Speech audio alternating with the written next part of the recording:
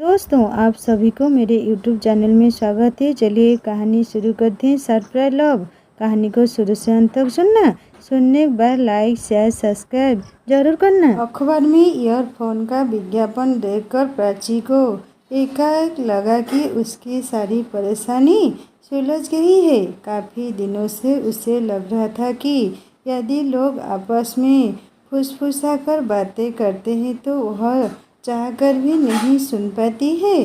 बिना ये परेशानी बताई तो उसने उसकी बात को हंसी में उड़ाते हुए कहा था, तुम्हारा भ्रम है। तुम काम में स्वयं को इतना लीन कर लेती हो कि आसपास क्या हो रहा है तुम्हें तो इसका पता ही नहीं चलता है, जिसके कारण तुम सुन नहीं पाती हो।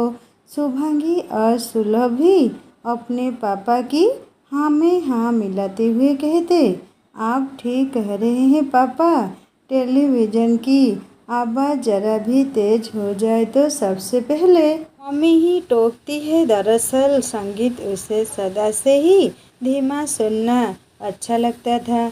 उसका मानना था कि तेज आवाज़ अच्छे भले गाने को बेसुरा कर देती है। वैसे भी गाना तन मन को सुख पहुंचाने वाला होना चाहिए, ना कि शोर के कारण सिर में दर्द पैदा करने वाला। अतः जब जब भी टीवी का वॉल्यूम बच्चे तेज करते थे वही सबसे पहले टोकती थी, खास तौर पर जब गाने आ रहे हो। प्राची को जब भी कोई गाना अच्छा लगता वह गुनगुनाने लगती थी। इससे वह अपनों को तनाव रहती महसूस करती थी, जिसके कारण वह हर काम पूरा मन लगाकर कर पाती थी, चाहे वह घर का काम हो या उसकी चित्रकारी का। यद्यपि उसने किसी संस्था में जाकर चित्रकला की शिक्षा नहीं ली थी, फिर भी उसके बनाए चित्रों को लोग पसंद करते थे तथा इससे प्रभावित होकर ही उसने पिछले 4 सालों में अपनी चित्रकला की 2 प्रदर्शन लगाई थी। उसके कुछ चित्र तो मुँह मांगे दामों में भी बिक गए थे। इसके अलावा समाज के सच को उजागर करते उसके कुछ कार्टून भी लोगों को बेहद पसंद आए थे। दरअसल चित्रों के जरिए वह जो कुछ भी कहती थी वह केवल अपने मन को तसल्ली देने के लिए करती थी।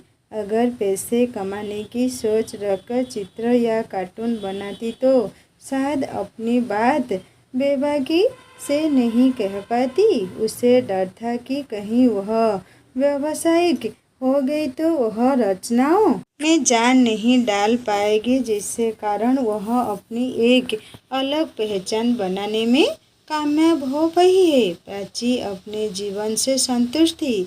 विनय के रूप में उसने सभी जरूरतों को पूरा करने वाला पति पाया था।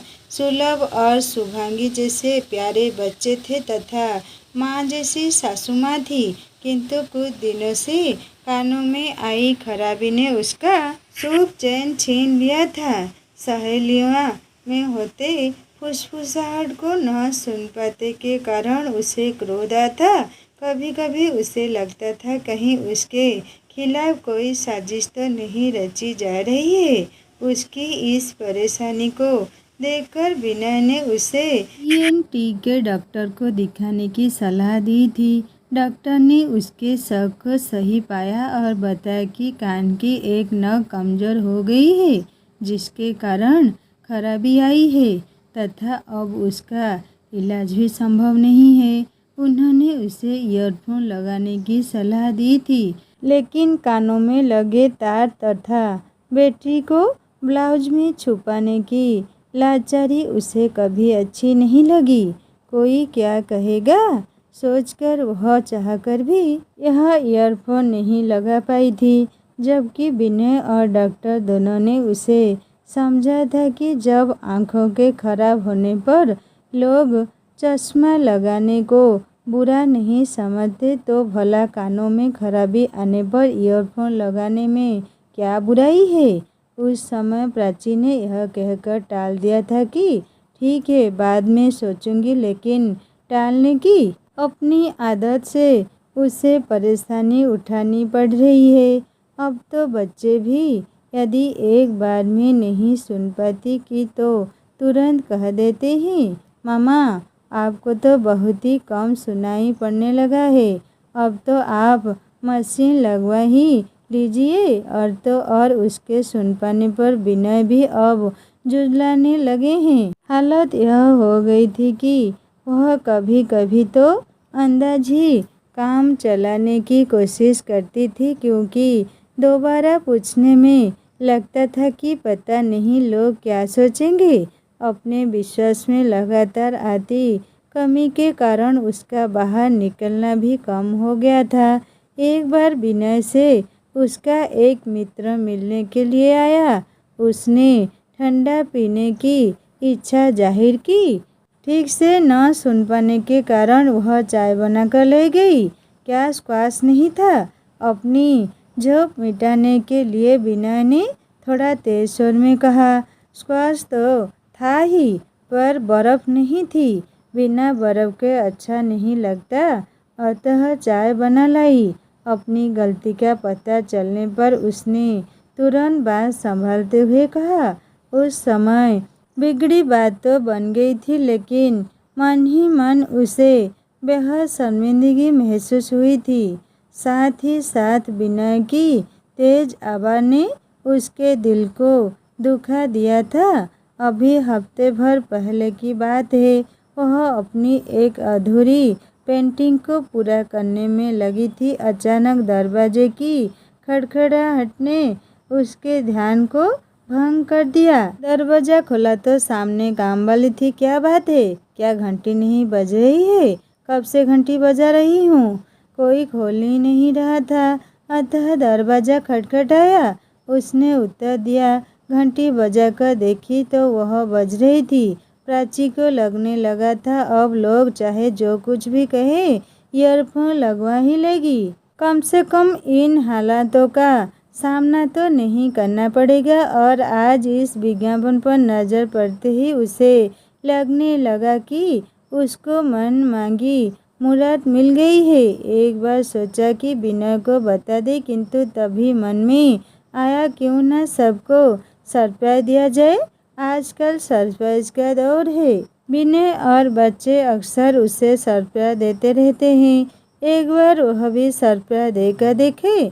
दूसरे दिन विनय के ऑफिस एवं सुलभ और शुभांगी के कॉलेज जाने के बाद घर का काम जल्दी से निपटा तथा माँ जी को कुछ जरूरी काम है, आने में देरी भी हो सकती है कहकर निकल गई।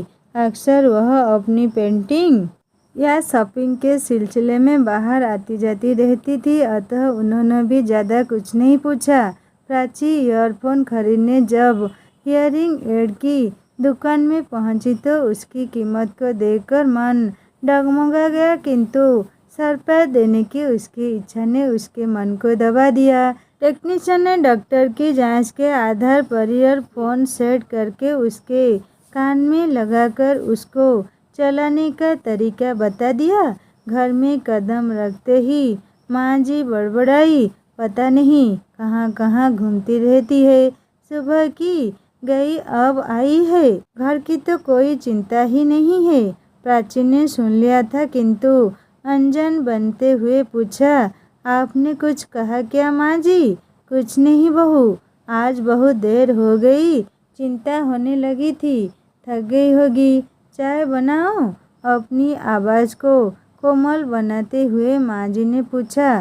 प्राची ने उनको आश्चर्य से देखा। पहले और बाद के कहे शब्दों का भेद साफ नजर आ रहा था। वह एकाएक समझ नहीं पाई कि किन शब्दों पर भरोसा करे। खुद को संभालता हुए प्राची ने कहा, मेरी तो इच्छा नहीं है माँ जी, आपकी चाय का समय हो गया है, अतः आपके लिए बना देती हूँ। अभी वह मन की उलझन से उबर भी नहीं पाई थी कि सुलभ और शुभांगी कॉलेज से आ गए। अति जोर से भूख लगी है मामा, जल्दी से कुछ खाने को दो। नाश्ता करके बच्चे तो खेलने चले गए और वह सुबह से पड़े काम को निपटाने में लगी। अभी काम कर ही रही थी कि विनय ने फ़ोन पर सूचना दी कि किसी ज़रूरी काम के कारण वे देर से घर आएंगे। खाने पर वह उनका इंतज़ार न करे। प्राची आज तक कोई भी बात विनय या माँ जी से छुपा नहीं पाई थी। आज ही वह ईयरफोन की बात विनय को आते ही बताना चाहती थी, किंतु पहले माँ जी के शब्द और अब विनय का ज़रूरी काम पर जाना उसकी खुशी को घुमिल कर गए। सुबह का समय तो इतनी हाय तौबा के साथ गुजरा कि दिल की बात दिल में ही रह गई। विनय भी 2 दिन के लिए बाहर चले गए। शाम 3 बजे से किटी पार्टी थी। बच्चों के लिए खाना बनाकर हॉटकेस में रख दिया। साथ में खाने के लिए प्लेट रखते देखकर माँ जी बोली, बहू मैं तो घर में ही हूँ, बच्चों को मैं खाना खिला दूंगी, तो बेफिक्र होकर जा। किटी पार्टी में पहुँच ही थी कि मेजबान नीना ने उसका जोरदार स्वागत करते हुए कहा, आओ प्राची, हम सब तुम्हारा ही इंतज़ार कर रहे थे। बहुत देर लगा दी? हाँ, कुछ काम आ गया था क्या? अरे भाई प्राची, हम लोगों की तरह खाली थोड़े ही है, एक मशहूर चित्रकार एवं कार्टूनिस्ट है, अपनी किसी कृति में व्यस्त होगी। हमें तो यह बताने में गर्व होता है कि प्रसिद्ध चित्रकार हमारी किटी पार्टी की सदस्य है। नई आई नम्रता ने प्रशंसक की नज़रों से उसकी ओर देखते हुए कहा। अभी वह नम्रता को धन्यवाद देना ही चाहती थी कि करुणा की आभा उसके कानों से टकराई। हाँ, चित्रकारी तो हम इससे भी अच्छी कर लेते हैं, किंतु घर के झंझटों से फुर्सत नहीं मिलती और इनके चित्र तो बड़े बड़े चित्रकारों किनकल भर होते हैं। अब चुप भी रहो प्राची, सुनेगी तो क्या सोचेगी? उसकी पड़ोसन सरला ने उसे चुप रहने का इशारा करते हुए कहा। प्राची वह कहाँ सुन पाएगी, कहते हुए वे दोनों आंखों में मुस्कुरा दी। ईयरफोन ने उनकी फुसफुसाहट उसके कानों तक पहुंचा दी थी तथा उसके मन का शक हकीकत में बदल चुका था। अभी वह इस कानाफूसी से उबर भी नहीं पाई थी कि दूसरी ओर से आवाज आई, देखो तो कितनी चुप रहती है, किसी से मिलना या बात करना ही नहीं चाहती। कुछ चित्र क्या छप गए, खुद को हुसैन ही समझने लगी है। कविता की आवाज़ में कुछ फुसफुसाहट थी। ना चाहते हुए भी प्राची की नज़र कविता की ओर उठ गई।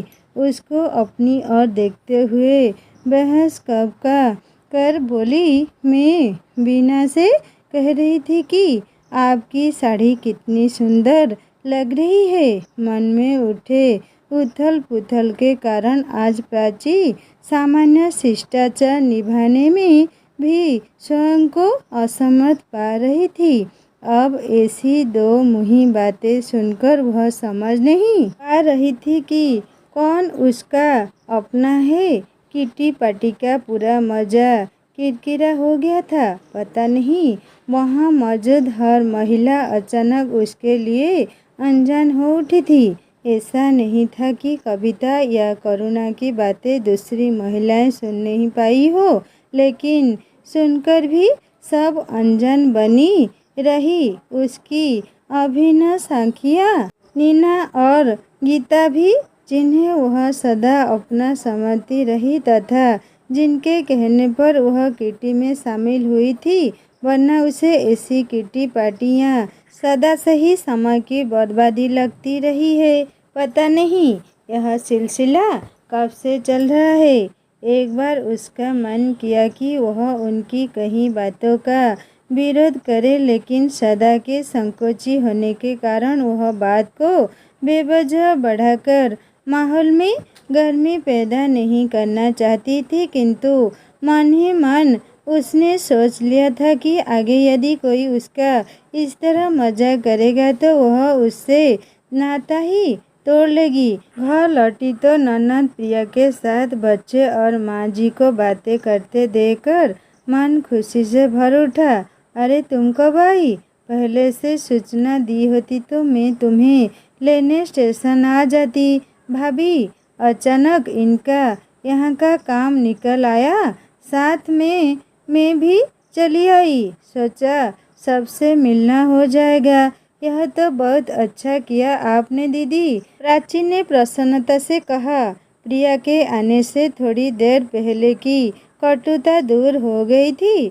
मन उत्साह से भर गया। उसकी एक ही तो ननंद है जिसके साथ उसने जीवन के 15 वसंत बिताए हैं।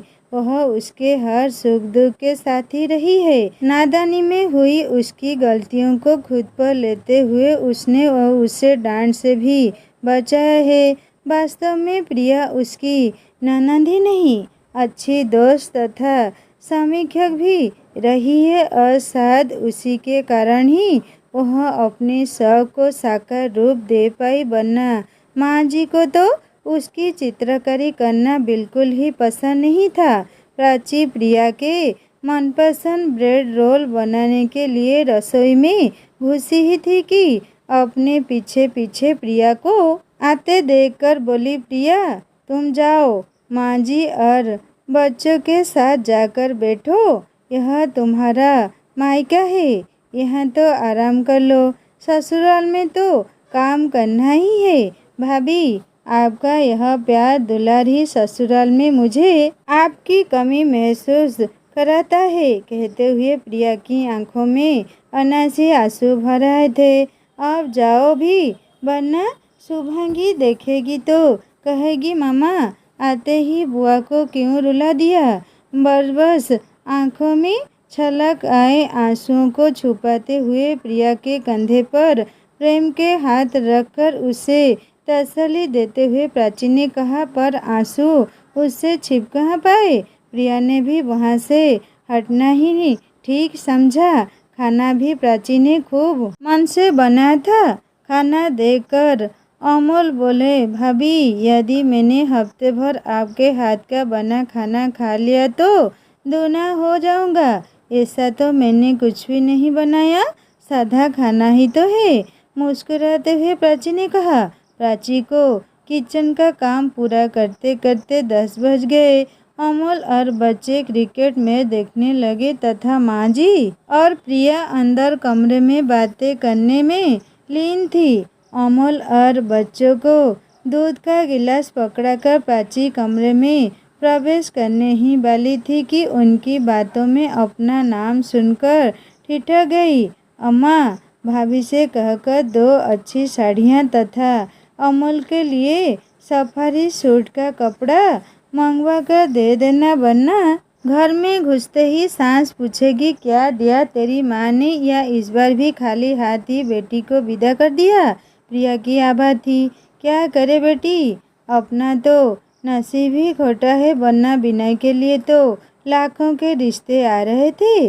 वह डॉक्टर तो अपनी बेटी के लिए 2 दिन घर में डेरा भी डाले रहे, 4 लाख नगद भी देने को तैयार थे, लेकिन बिना ने इसमें न जाने क्या दिख लिया कि बिना दहेज के फेरे पड़वा कर ले आया। दहेज में कुछ मिलता तो तेरे काम आ जाता। लंबी सांस खींचकर माँ जी ने कहा, माँ पिछली बातों को याद करके क्या रोना, वैसे भी भाभी के मायके से आए सामान पर मेरा क्या हक। प्रिया ने सिर झुकाकर कहा था। दोस्तों, कहानी आगे क्या हुआ सुनेंगे पार्ट 2 में। कहानी कैसी लगी मुझे ज़रूर कमेंट करके बताएगा, और अच्छी लगी तो लाइक करना, दोस्तों से शेयर करना, सब्सक्राइब करके बेल आइकन दबा देना। जल्दी इस कहानी का दूसरा भाग लेकर आऊँगा। नमस्ते।